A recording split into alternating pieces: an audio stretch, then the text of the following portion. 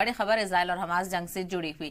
तो आपको बताते चले इजराइल हमास जंग का आज 20वां दिन है। इसी बीच हमास के ठिकानों पर इजरायली फाइटर जेट्स की बमबारी लगातार जारी है। इजराइल हमास जंग में अब तक 6,700 की मौत हो चुकी है, तो वहीं गाजा में 5,300 से ज्यादा की मौत का दावा किया जा रहा है। इसके अलावा इजराइल में भी अब तक 1,400 लोगों की मौत हो चुकी है। तो इजराइल और हमास जंग लगातार बढ़ती हुई नजर आ रही है। आज इस जंग को 20 दिन हो चुके हैं और लगातार मासूम जिंदगियां यहां पर खत्म होती हुई नजर आ रही हैं। तो गाजा में इजराइल की बमबारी लगातार जारी है। इजराइल हमास जंग में अब तक 6,700 लोगों की जान यहां पर जा चुकी है, जिसमें सिर्फ अकेले गाजा में ही 5,300 से ज्यादा मौत का दावा किया जा रहा है। लगातार फलस्तीन की सरकार की तरफ से भी आदाद-ओ-शुमार जारी किए जा रहे हैं।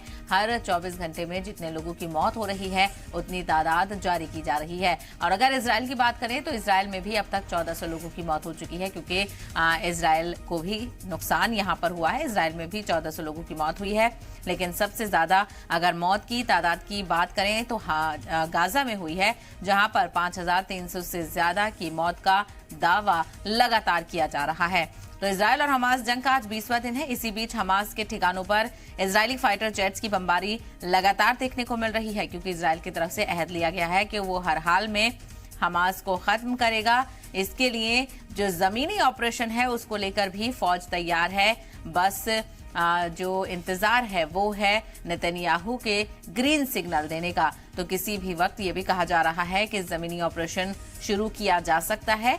इंतजार है नेतन्याहू के ग्रीन सिग्नल का और उसके बाद जमीनी ऑपरेशन भी देखने को मिलेगा। फिलहाल आसमान से ही हमले किए जा रहे हैं। लगातार रॉकेट बमबारी गाजा पे देखने को मिल रही है।